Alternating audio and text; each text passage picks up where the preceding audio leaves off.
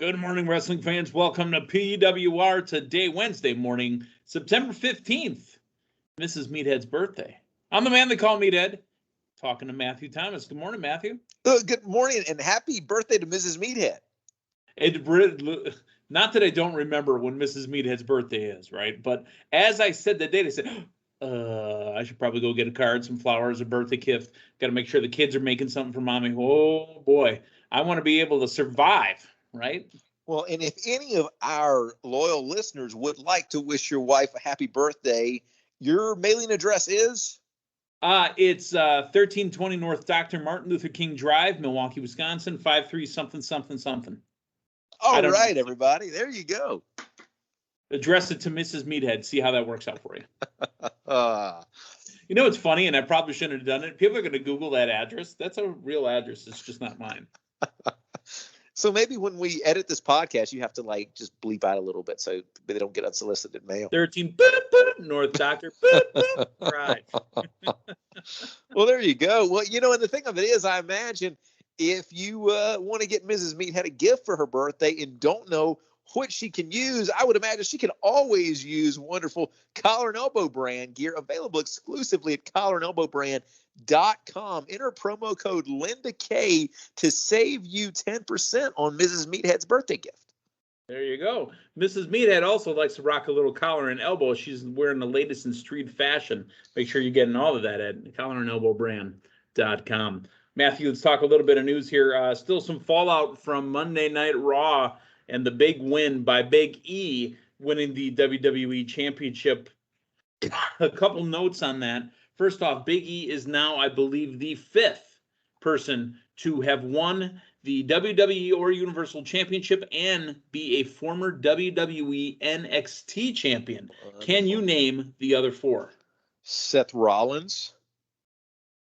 Keep going. Hey, I named one of them. So are we talking male or can we female in this? Because Charlotte would qualify. She's never won the WWE Championship or Universal Championship. Okay. That's the qualification. I got you. So we got Seth Rollins. We got Roman never held the NXT title, did he? Roman is not one of those people. Yeah, no, Roman's not. And then, oh man, I'm missing some recent people. Drew McIntyre. Okay, that's two. Drew McIntyre. There's two others that you aren't naming. Finn Balor. Number 3. And one left. Let's see. Joe never won it on the main roster. Do you want me to try to do his music? I mean, would that help? Yeah, dude.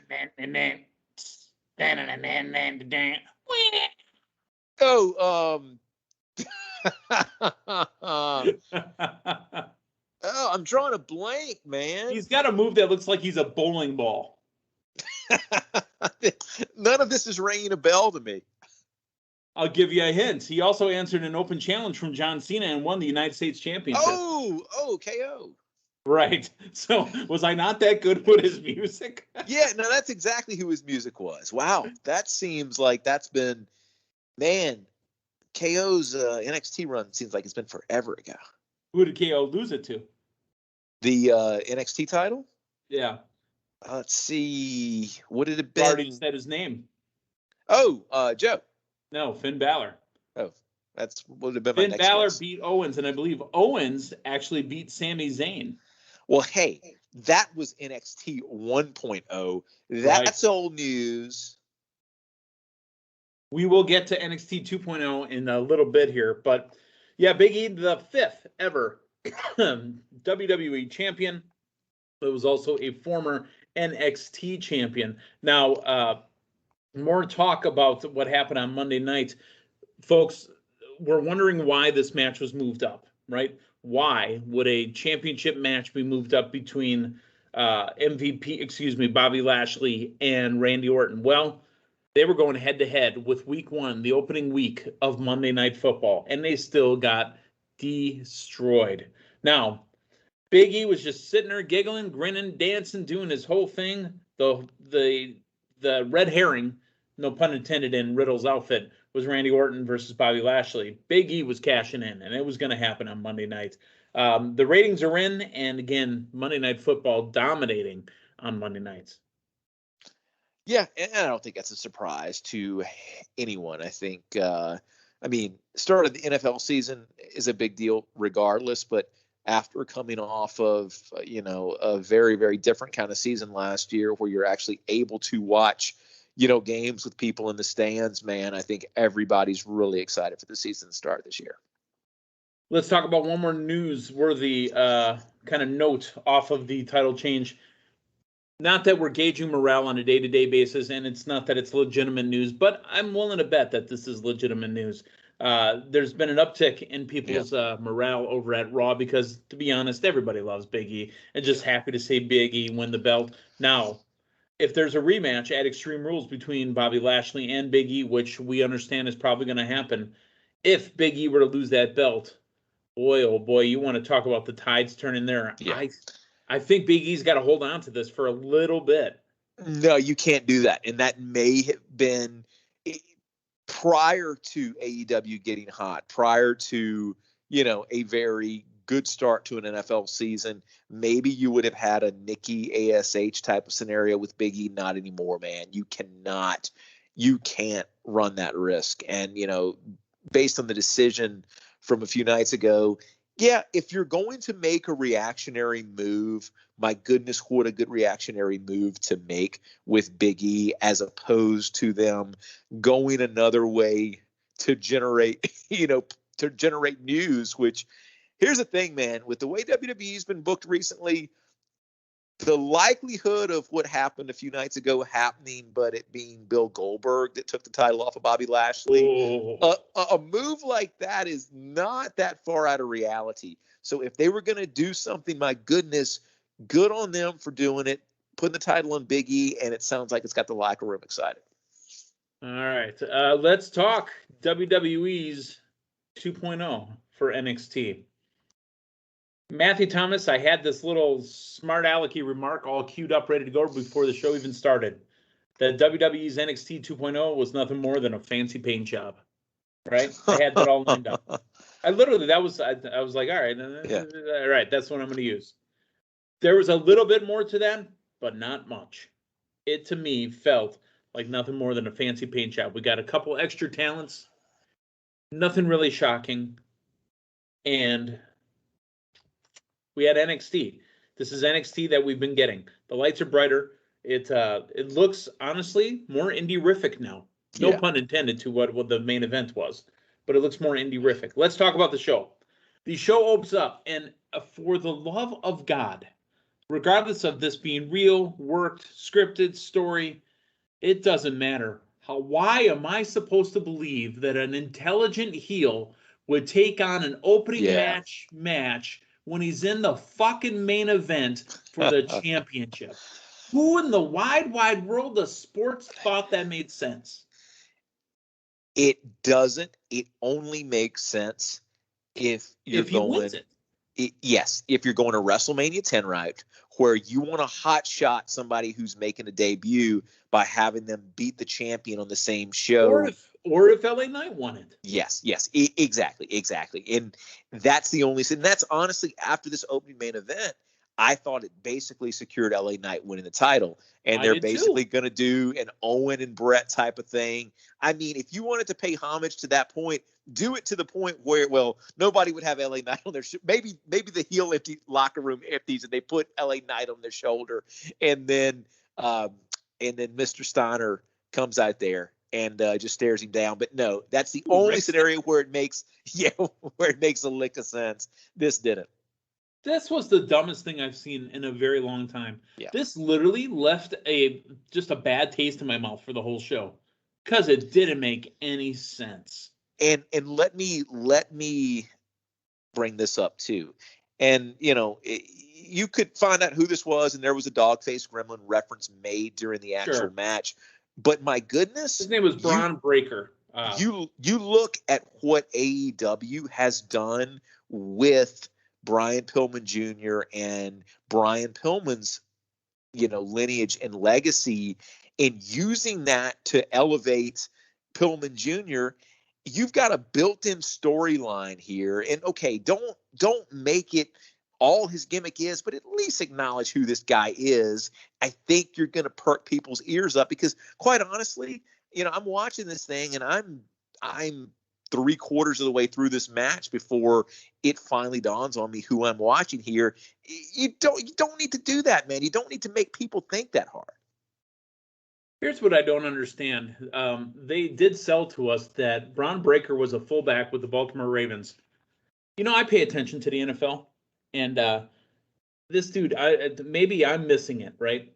But did he have just a cup of coffee? I mean, did he do whatever? I don't like how heavily WWE leans into a former member of the Baltimore Ravens. Yeah. Was he a practice squad guy? I mean, come on, don't do that. Lex Luger was on the Green Bay Packers, but I mean, WWE, the way they sold it was, Lex Luger had a great NFL career. No, he didn't. Shut up. It's, and if you listen to a lot of, I think there was some criticism because I think JR was a big advocate of it. But, once Diesel had his face run, then there was a lot of University of Tennessee. Exactly. And I think that listening to a lot of the retrospective stuff, it sounds like there was some back and forth between certain parties in WWE at the time. This monster face, let's make him a real person, who played college basketball there. What's concerning me there is that I still get the impression when I hear stuff like that the WWE does not think that the professional wrestling industry is enough. They have got to insert something that they deem as mainstream, whatever, to further lend itself to the character. And in this case, you are much better served talking about whose son this is than you are. Did you not get it right away when his music hit? That was a shout out to Big Papa Pump. Yeah. I kind of missed. I mean, it's kind of coming back to you in hindsight now. Yeah, a little bit. All right, so Braun Breaker, son of Rick Steiner. He at one point there was thought that he was going to go as Rex Steiner, but like I said, regardless if it's real, fake, whatever. If we're supposed to buy this, why would I buy a dude that literally looks $1 million, pun intended, even though he doesn't have the $1 million championship anymore? When they say they want people that look like they could headline WrestleMania, LA Knight looks like he could headline WrestleMania. And then he goes out for an additional match when he's in the main event. And just the setup was so strange. Like, he cut such a good promo, and then here's this guy jumping up and down off screen. Well, let's go, buddy. Okay, I'll give you a match. What? And hey, what's Regal doing there? Like, why is Regal even there if somebody can come backstage into somebody's promo and make a match, and then all of a sudden so they don't have this program sequenced out ahead of time. They don't have something that's supposed to open. Did anything get pushed aside because of this? Because I guess they're going live and they don't have an opening match. It has to get made on the spot. I guess. Next match, Imperium taking on newcomers Josh Briggs and Brooks Jensen, who are Josh Briggs and Brooks Jensen. Ben Buchanan, Brooks Jensen, who's the son of Bull Buchanan. Cowboy Western gimmicks. Unfortunately, they didn't win their match. Imperium wins, and they go to the promo with Hit Row. Your thought on the JB and BJ? It was okay. We're not, for this to be the relaunch of NXT, I don't think we're really hitting the ground running here in either of these first two matches. All right, let's continue on. I love the segment with Hit Row, which set up B-Fab taking on Katrina Cortez. Yeah. And here comes Legata El Fantasma, and a little bit back and forth on the mic. I think these women are really doing a great job back and forth here. Elektra Lopez on the mic is just as good as B-Fab. Let them go.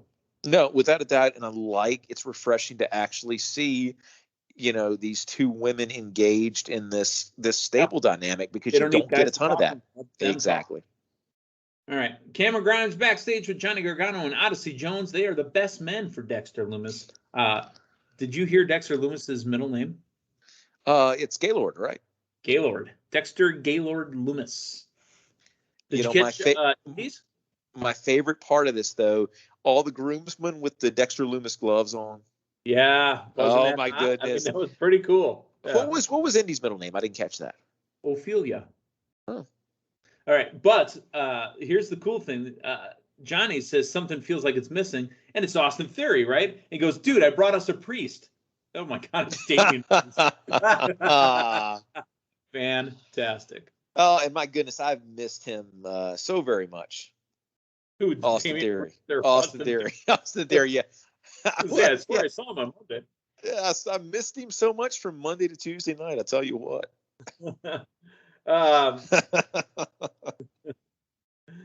Caden Carter and Casey Catanzaro had a match against Gigi Dolan and JC Jane. Remember, Gigi Dolan and JC Jane they've got Mandy Rose with them. Mandy Rose with a very dark look. She came out with the hood on and has a dark look. Matthew, you might be too young for this. The Gigi Dolan and JC Jane and the music. Do you get a vibe there? Do you know what it is? I might be missing you. Okay. Gigi Dolan. I want you to Google. Oh, my God, I'm failing on his name now. You're not talking about Gigi Allen, are you? Gigi Allen? Yeah. I am. Do you know what I'm talking about? Yeah, it's the like the over the top performer, right? Who would do crazy stuff on stage. He literally was arrested in Milwaukee for throwing his fecal matter because he took a dump on stage. Well, who in Milwaukee? What Milwaukee resident hasn't been arrested for that? Matthew. Gigi Allen, by the way, was his name. Gigi Allen. But again, their whole thing that they have going there is like a dark, kind of gothy, whatever. And listen to the music. It's a take on Sweet Dreams by Marilyn Manson. Listen to it. Interesting. All right. But anyways, Mandy Rose, very dark, very goth looking. I like the look. Let's continue on. We've got Rich Holland. We've got Drake Maverick. Now, Drake Maverick was just on Raw in the 24/7 segment, but he's got a match here. What is going on with Drake Maverick? Again, is he going to be on NXT? Is he on Raw? What's with the back and forth?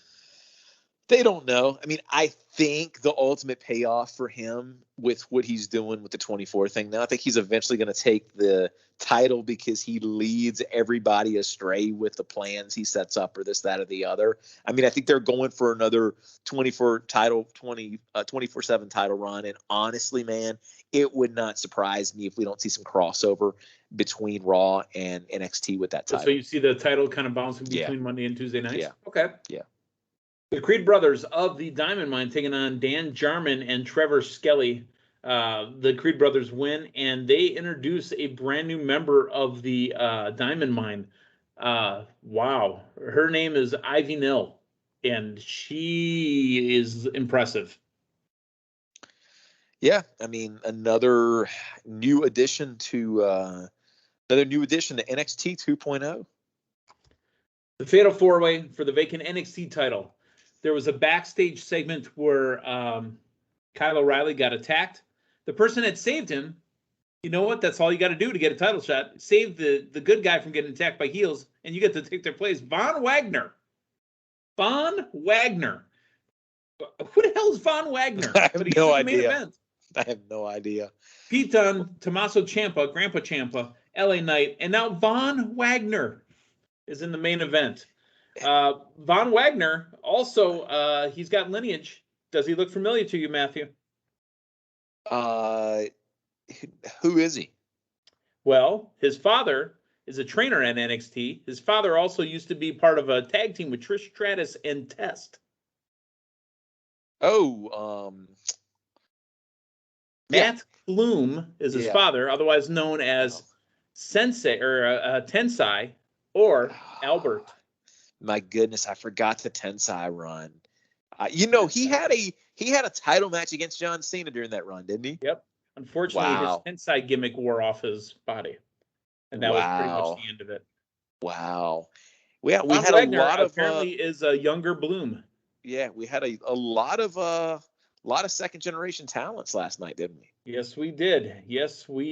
Well, the winner of the match, as predicted by Linda Kay of the PWR. Yeah. Milwaukee's own NXT champion, two-time champion, Goldie has come back home, Tommaso Ciampa. I think it's certainly a, I don't want to say safe because I feel like safe has a negative connotation and I don't mean it like that, but I think it is a dependable move. I mean, you give him, just got done telling us that he is Mr. NXT right now. yeah, you give him the title and I mean, you know, you are in store for top tier title matches, you know, in the last half of 2021. So I think it's a route you can always go when he's active and healthy, and thankfully he is right now. So I look forward to the run. The winner of the match, a new champion, Tommaso Ciampa. Grandpa Ciampa has got Goldie again. And I thought he was going to cry right on the belt. That's the Goldie's come home. So yeah, interesting. Speaking of LA Knight, something happening there, and he got a lot of color in that match. Yeah, and you know, just not. Thankfully, it seemed like, you know, he was all right, and it was. You know, maybe he wouldn't have had that color if he would have took on a second match. It was taken care of, but my goodness, just interestingly enough, you know, there's a school of thought in wrestling where that happens hard way like that. You know, you milk it to further tell the story in the ring.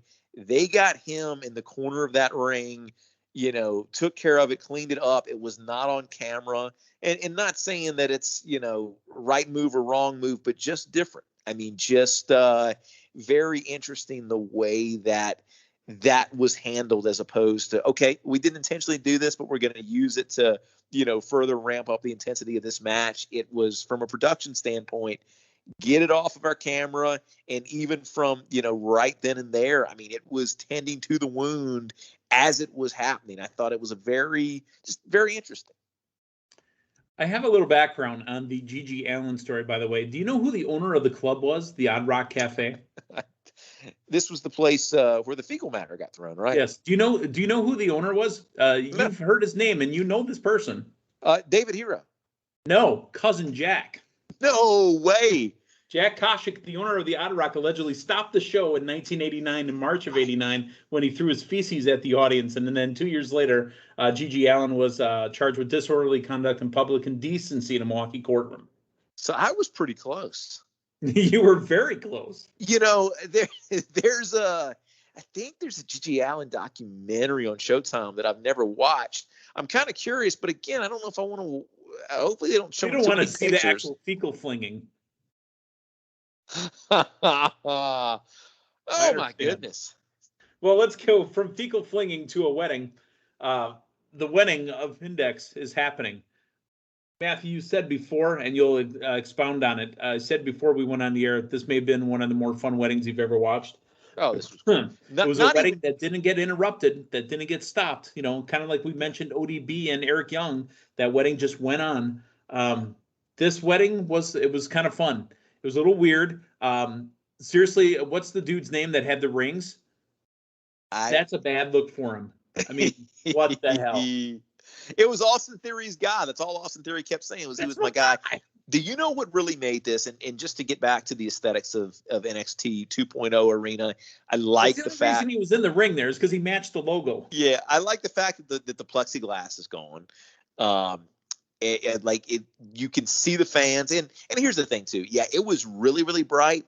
But you look at what WWE is doing, especially with Raw. Same thing with SmackDown, and AEW to a certain extent, not quite to the degree, but your major wrestling shows now, the crowd is lit darker than it used to be. The arenas don't look as bright. And that's what I noticed even when I was at SummerSlam. And I thought maybe because it was a stadium show or whatever. That's original wrestling. Wrestling used to be dark. The lights used to just be on the ring. And it's very much reminiscent of what you would see now at a house show. You know, when you go there, more or less a spotlight shining down on the ring. But it was good to see it a little more lit. And I think the size of that arena or the size of that studio really lent itself to this wedding, because you try to do a wrestling wedding, you know, you do it in a 14,000 seat arena, you're going to lose some people. Yeah. I mean, the moments when you had Loomis about to speak, you could see the crowd silencing each other. Like that size venue played so well to this. Yeah, you know, and I was a little questioning why that we weren't closing with the actual title match, but I think the wedding was so well done. It was the right thing. Well, the title match had a guy missing, and it had a guy that had already wrestled before.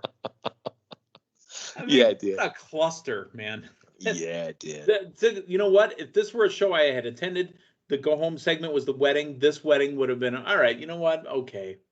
But if we would have went home with that match and the way it was, I would have been hot. Yeah, I mean, I've even got to go back and rewatch the wedding. It was that good in my opinion. A couple of high points in there was the zombie referee was hanging outside with William Regal.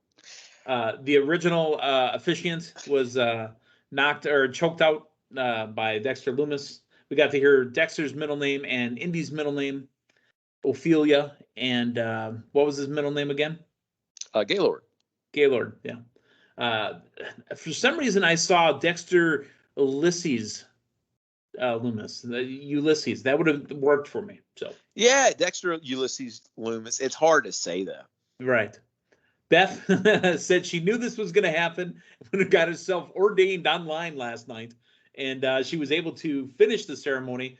Dexter Loomis said his first words, "I," and you saw the crowd, Matthew. Dude. It was such a big pop for him speaking. And everybody in that ring played it so well too.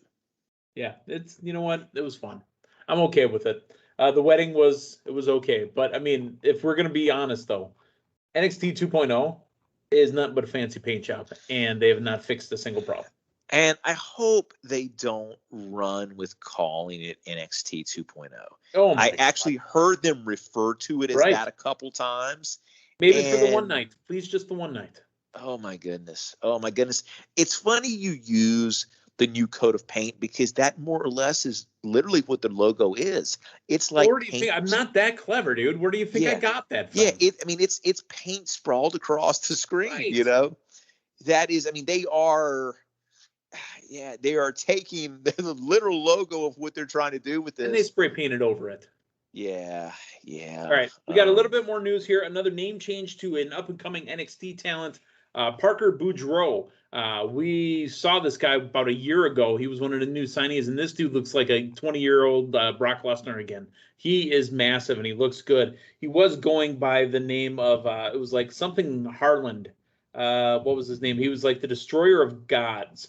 So, but now he's just going by Harland. He had a first and last name, but Gunnar Harland. He's just Harland now. The kid looks impressive. Yeah, no, absolutely. And it's I'm looking forward to seeing what he can do. There's a lot of new talent on the rise, and even though he's not a second generation talent, who knows, man? Maybe he looks like Brock Lesnar. Maybe they could tell us it's his kid. Maybe they go the Giant in 1995 WCW. Remember, Paul White said that even on Stone the podcast, the Broken Skull Sessions. He says, "Yeah, they were billing me as the Giant's son." All right, we got a little bit of AEW news. Let's move on to the AEW stuff here. We got a little bit of AEW news real quick. AEW coming back to Chicago. Tony Khan has said that he considers Chicago a second home. Tony Khan apparently spending a lot of his formative years in Champaign, Illinois, so it makes sense that he's in the Chicagoland area. Matthew, here's the dates coming up for Dynamites and Rampages and pay-per-views. Dynamite and Rampage in Newark, New Jersey, coming up tonight. We've got Dynamite and Rampage next week at the New York City at the Arthur Ashe Stadium. That's, again, we're looking at 20-some thousand people in the building. That looks amazing. Dynamite and Rampage September 29th in Rochester. Dynamite and Rampage October 6th in Philadelphia. October 15th in Miami, Florida. October 16th, they're going to do, so 15th is Rampage, 16th is Dynamite, so they're going to do double nights there. Dynamite and Rampage, the 27th in Boston, Mass. November 5th, they're going to St. Louis. Now, Full Gear, the location is to be determined. I think they're going to pick a building in the St. Louis area and make it a St. Louis weekend. November 17th, Matthew, your old stomping grounds, Norfolk, Virginia, at the Chartway Arena. And then coming back to Chicago, November 24th, the pre-Thanksgiving, there is talk that will be a yearly thing. They make their way to Chicago every year right before Thanksgiving. Maybe Tony's going home to see family. There's nothing wrong with taking your job and making it involve wrestling, right? Well, hey, maybe you can work at your magic and get an invite to the Khan household. Maybe. December 8th, Belmont Park, New York. Now, here's what I always do. Whenever I see a Chicago date, whenever they come to Milwaukee, Chicago and Milwaukee are only an hour apart. I would not be surprised if December 1st, you know what? We're going to run Milwaukee again. And hey, Milwaukee's ready. I'm ready. Linda's ready. We're ready for more AEW. Matthew, that is all tonight. Adam Cole, baby, debuts in a wrestling match against the Elite Hunter, Frankie Kaz, and much, much more. Thoughts on tonight's AEW? Again, I mean, I look forward. There's such a good flow from Wednesday to Friday back to Wednesday, and they do such a great job of just that continuity there. So yeah, seeing Adam Cole in an AEW ring is a big deal, man. He's got a great song. I mean, literally, you want a song that you should debut to? Take his song and then compare it to LA Knights. LA Knights, I love that song. Well, AEW is just knocking it out of the park with music right now. Really, we need to find that music guy and get him to talk to him because I love me some wrestling music. All right, for Matthew Thomas, I'm the man they call Meathead. Hey, thanks for stopping by. We'll talk to you tomorrow morning. So long, everyone.